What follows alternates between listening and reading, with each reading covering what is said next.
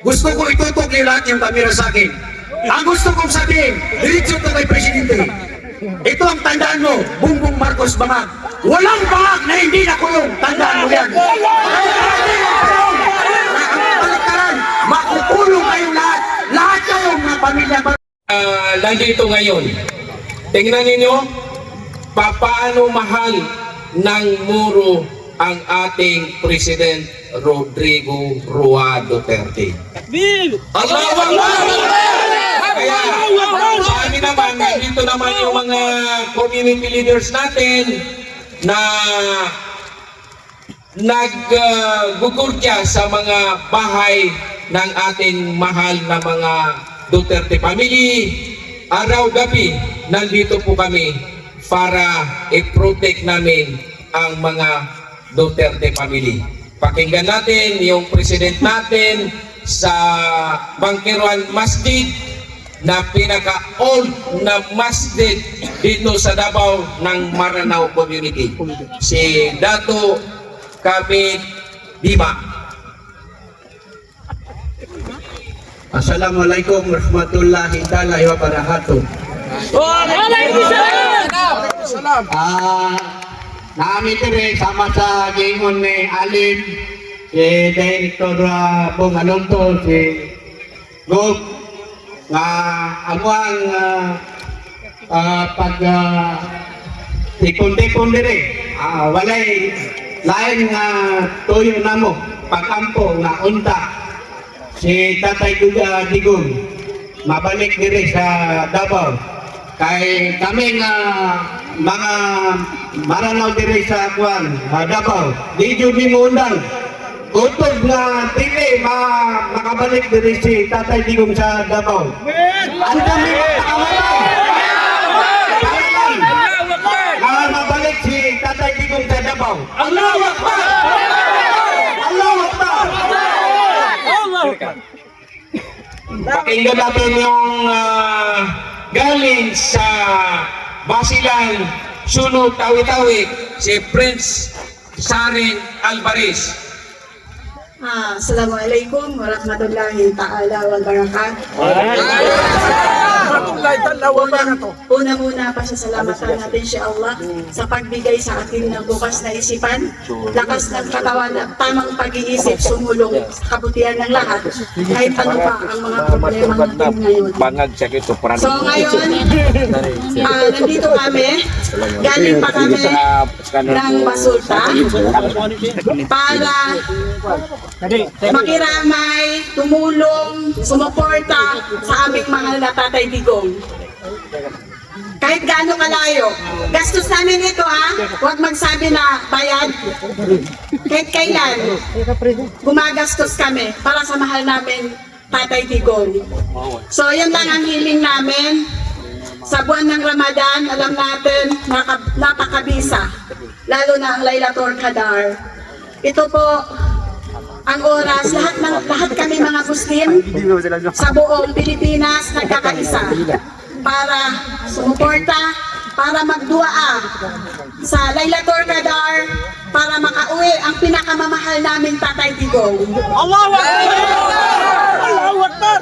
Dahil alam ko, makakauwi si Tatay dahil nasa puso ng bawat mamamayan Pilipino. Mahal na mahal namin po ang Tatay namin. Ang masasabi ko lang po sa administrasyon ngayon, sana po mapagmatiyag, sana po lumingon, sana tumanaw ng utang na loob. So maraming salamat kay Deep Rande sa pagtawag, kahit gaano kalayo, basta si Deep, darating kami.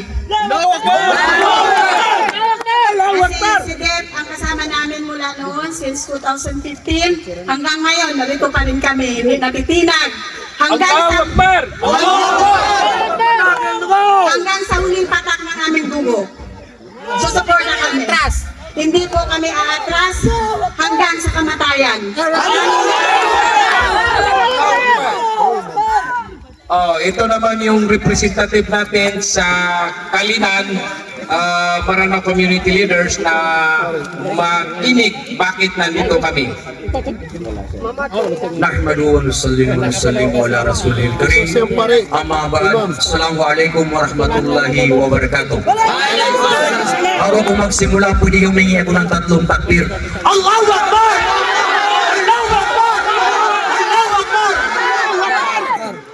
Una sa lahat, nais naming magpasalamat galing Talinan. Marami kami. Di kami nagdalawang isip na pumunta rito para lang maipakita sa ating mahal na Pangulo, President Rodrigo Roa Duterte at sa kanyang mga pamilya na andito kami lahat para makita niya ang 100 support namin sa Duterte family.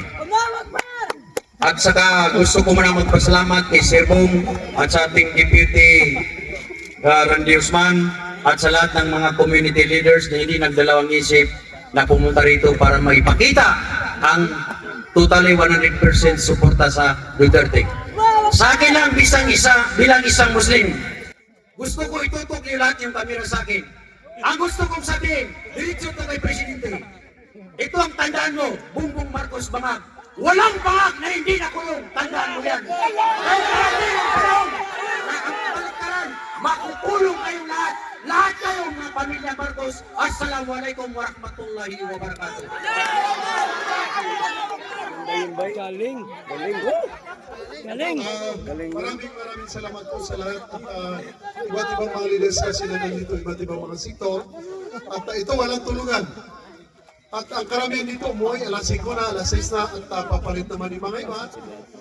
Dahil patuloy ito hanggat sa walang maging resulta. Pero tandaan ninyo, wala ho kaming action na radical. Ang ginagawa lang namin, dasal, nagpaparami kami, nanawagan tayo na ibalik ang batas, ibalik po ang katotohanan na nagawa po ng ating Presidente Bangag dahil ito ay tanda ng binanggit ng imam, yung pare, na walang bangag na hindi nakukulong. Maraming salamat. ICC Duterte, bring him home.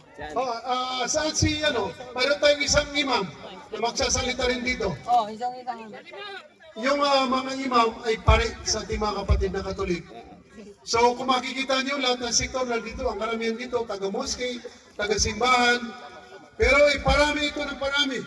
Dahil nakikita namin halos lahat ng dumarating puno ang sasakyan, puno at iba't ibang yung isang president dito sa community, nasaan siya? Ano ko si Juan, President sa... Introduce mo yung pangalan mo. Gandang gabi ho, ako si Haron Matendo, Community Press ng Barangay Wangan, Kalinan. Dagdag ko lang sa yung sinasabi ng mga kasama natin na yung mga pamilya, yung presidente natin ngayon. Ito sa akin lang ito. Na huwag na tayong magpalinlang. Kasi kung ano yung bunga, ganun din, anong puno, ganun din yung bunga. Makita natin ngayon sa social media, sa mga TV, hindi ba kapatid niya si Amy? Naku, parang pro Duterte talaga. Pero huwag tayong magpalinlang kasi pandang yan. Kinukuha lang yung ating mga simpatya. Correct. Kinukuha lang niya yung ating mga simpatya. Paas-if yan. Kung talagang linilitis niya yung mga general niyo, si Turi, kung talagang totoo kung talagang totoo siya, ikasuhan na lang niya, huwag na iimbestigahan. Halata na kasi. Kaya isipan natin mabuti, huwag tayong magpalinlag kasi isa din yan sa mga Marcos.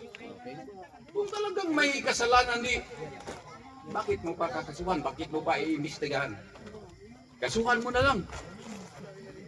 Kaya mag-isip tayo ng mabuti. Huwag tayong magpalinlang kasi pari-pariho lang yan. Pari-pariho lang yan ng mga pamilya. Pamilya din yan sila. Kaya yun lang, yun sa akin. Magkuhan tayo. Kuhan tayo. Kaisa, tulungan. Magtutulungan tayo.